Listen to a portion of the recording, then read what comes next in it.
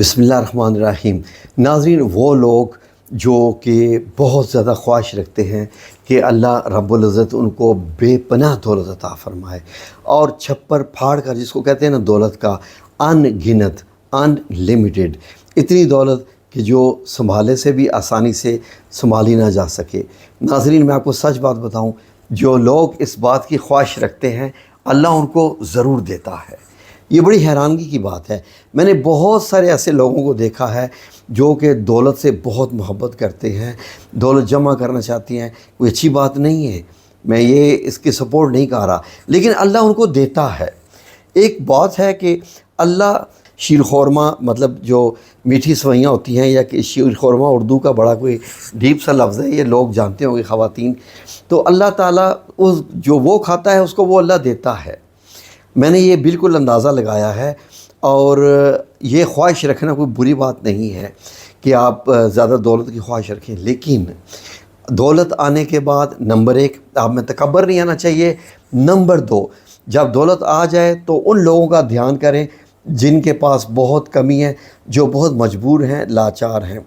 नाज़रीन, क्योंकि मैंने ये बड़ा मुझे देख के दुख होता है कि रिश्तेदारों के बैंक भरे होते हैं, और इतने भरे होते हैं कि उनको ख़ुद पता नहीं होता उनके अकाउंट में कितना है, और उन्हीं रिश्तेदारों का भाई बहन कोई इतना मजबूर होता है कि वो रोटी से भी तंग होता है, और अगर उसके घर में कोई बीमारी आ जाए या कोई और फंक्शन आ जाए, शादी वगैरह का मामला आ जाए, तो वो ये रो धो के यकीन करें कि वो भिखारी बन जाता है, और उस तरीके से बड़ी मुश्किल से अपने बच्चों के मामलात को तय करता है।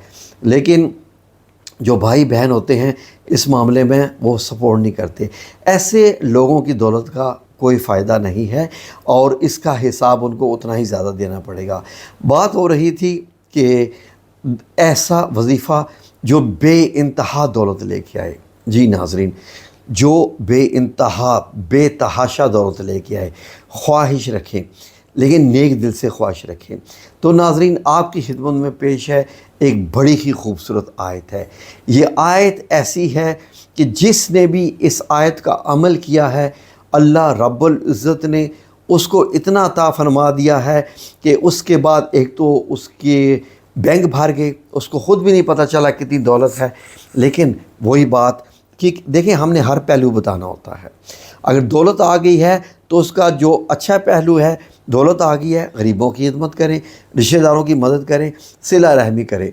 बुरा पहलू क्या है कि आप गरीबों को झिड़की दें, किसी की ज़रूरतमंद की खिदमत ना करें, मदद ना करें, बैंकों में भरते रहें, तो वो फिर आपके लिए वही दौलत आपके लिए फितना बन जाएगी। जैसे सूरह तकाबुन में अल्लाह रब्बुल इज़्ज़त ने फरमाया ना कि बास तुम्हारे माल और तुम्हारी औलाद फितना है। तो हम ये एक जो है औलाद का तो एक दूसरा टॉपिक है, जो फितना दौलत के बारे में बात हो रही है, वो इस तरीके से है कि उसी दौलत की वजह से उस बंदे की पकड़ हो जाती है फिर, और वो उस दौलत उसके किसी काम नहीं आती। तो नाज़रीन, आपने अमल क्या करना है, इसलिए ये मैंने जो आपको इतना आपका अनवांटेड लेक्चर दिया ना, आपको वो बातें आपको बताई हैं जो आप सुनना नहीं चाहते, वो इसलिए कि ये मेरा फ़र्ज़ है आपको दोनों रुख बताएं। हर चीज़ के दो रुख होते हैं। मोबाइल का एक रुख है कि आप इससे अपने रिश्तेदारों से बात कर सकते हैं और आपके काम आता है, कॉल करते हैं। दूसरा रुख क्या है, इसमें आप बेहयाई देखते हैं, बेशर्मी देखते हैं, और आप मतलब यह है कि आप आँखों का मतलब ज़िना भी करते हैं, है ना, दो रुख। तो इसलिए मैंने आपको दोनों रुख बताए उसके, कि अगर आप ये चीज़ अल्लाह से मांग रहे हैं तो अल्लाह से ये तौफीक भी मांगें कि अल्लाह, क्योंकि अल्लाह आपको देगा इंशाअल्लाह। मुझे पूरी उम्मीद है कि जो भी ये ज़िक्र करेगा अल्लाह उसको रिज़्क देगा, और उसके पास इतना ज़्यादा आ जाएगा कि वो दूसरों को देने के लायक हो जाएगा और बेइंतहा आ जाएगा। करना क्या है, आपने रोज़ाना सुबह उठकर 3 बार दुरूद पाक पढ़ना है, और उसके बाद ये 2 आयत हैं, ये आपने पढ़नी है जो मैं बता रहा हूँ। आप बस लोग वो जनाब वो चलना शुरू कर देते हैं कि जी वो दरख्त बताएं, हम आपको आम दे रहे हैं, अब दरख्त मत गिनिए। ठीक है जी, जो अमल बताया जा रहा है उसको वैसे ही करना है, मनो अन से, उसकी तहकीक में जो चला जाएगा ख़त्म। ये बात है एतबार की। बताया जा रहा है कि ये आयत पढ़ेंगे तो अल्लाह आपको देगा, آپ پڑھیں اللہ دے گا، اس یقین کے ساتھ۔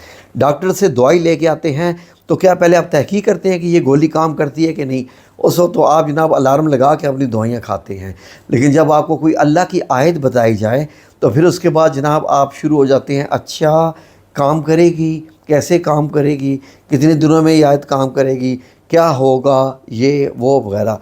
قرآن کی آیت ہے، پڑھنا ثواب ہے، اور اللہ رب العزت جانتا ہے کہ آپ کیوں پڑھ رہے ہیں، تو اللہ رب العزت تو آپ کے مقصد کو دیکھ رہے ہیں نا۔ آپ کا مقصد اللہ کو پسند آ گیا، اللہ کی طرف سے سٹیمپ لگ گئی، مزدور جس کی جو ہے منظوری ہو گئی آپ کی کہ ٹھیک ہے جی اس مزدور کو جو ہے وہ اس کی منظوری ہو گئی ہے، اس کی مزدوری عطا کر دی جائے، اس نے یہ آیت پڑھی ہے اور اپنا کاروبار بھی کر رہا ہے، نیک نیتی سے کر رہا ہے، کیونکہ بھروسہ اللہ رب العزت پہ۔ سب سے بڑی بات بھروسہ ہے۔ اس آیت کی ایک شرط ہے کہ بھروسہ کہ دینا ہے تو رب نے دینا ہے، کسی بندے نے نہیں دینا، کسی اور چیز نے نہیں دینا۔ بعض لوگ جناب کہتے ہیں جی کہ پتہ نہیں یہ کر لو، وہ پتھر پہن لو، جی اس طریقے سے تو یہ کر لو، جیسے میں نے یہ انگوٹھی پہنی ہوئی ہے، یہ کسی دولت کے لیے نہیں ہے، ایک اچھی لگی پہن لی، بس کبھی نہیں بھی پہننی ہوتی۔ یہ ساری چیزیں اللہ سے جو ہے وہ توکل ہٹا دیتی ہیں، تو پھر اللہ کہتا ہے ٹھیک ہے پھر جاؤ پتھروں سے ہی جا کے مانگو، میں نہیں دوں گا۔ اب آپ نے کرنا کیا ہے؟ روزانہ صبح ٹھیک ہے جی 3 بار درود پاک پڑھنا ہے، اس کے بعد یہ جو آیت ابھی اسکرین پہ آنے لگی ہے اس آیت کو آپ نے 33 بار پڑھنا ہے روزانہ صبح کام پہ جانے سے پہلے۔ اگر خواتین کر رہی ہیں تو صبح کے کام شروع کرنے سے پہلے، کام شروع کرنے سے پہلے، یہ شرط ہے، اس کی ذہن میں رکھ لیجئے کہ جو مرد حضرات اگر کر رہے ہیں تو دفتر جانے سے پہلے، دکان کھولنے سے پہلے، کاروبار پر جانے سے پہلے، مزدوری پر جانے سے پہلے۔ خواتین اپنے گھر کے کام، یا اگر وہ بھی کہیں آفس میں جاب کرتی ہیں اسکول کالج میں تو وہاں جانے سے پہلے 33 بار، بس یہ آپ کو وقت دینا پڑے گا۔ اگر آپ اللہ کے لیے وقت نہیں دے سکتے تو پھر آپ کس چیز سے امید رکھیں گے؟ ٹھیک ہے جی، چھوٹے سے الفاظ ہیں، ٹھیک ہے جی، یہ آپ نے ایسے پڑھنا ہے 33 بار۔ وَمَن يَتَّقِ اللَّهَ يَجْعَلْ لَهُ مَخْرَجًا وَيَرْزُقْهُ مِنْ حَيْثُ لَا يَحْتَسِبُ وَمَن يَتَوَكَّلْ عَلَى اللَّهِ فَهُوَ حَسْبُهُ إِنَّ اللَّهَ بَالِغُ أَمْرِهِ قَدْ جَعَلَ اللَّهُ لِكُلِّ شَيْءٍ قَدْرًا۔ یہ ہے آیت۔ اور جو اللہ سے ڈرتا ہے اللہ اس کے لیے نجات کی صورت نکال دیتا ہے اور اسے رزق دیتا ہے جہاں سے اسے گمان بھی نہ ہو، اور جو اللہ پر بھروسہ کرتا ہے سو وہی اس کو کافی ہے۔ بے شک اللہ اپنا حکم پورا کرنے والا ہے۔ اللہ نے ہر چیز کے لیے ایک اندازہ مقرر کر رکھا ہے۔ دیکھ لیجئے اس کے معنی سے ہی مکمل وظیفہ سامنے آ رہا ہے، ٹھیک ہے جی۔ وہاں سے اللہ رب العزت آپ کو دولت دے گا جہاں سے آپ کو گمان بھی نہ ہو۔ بندہ سوچتا ہے کہاں سے آئے گا پیسہ، اللہ بتا رہا ہے تمہیں وہاں سے گمان بھی نہیں ہوگا جہاں سے یہ پیسہ آئے گا۔ جزاکم اللہ خیر۔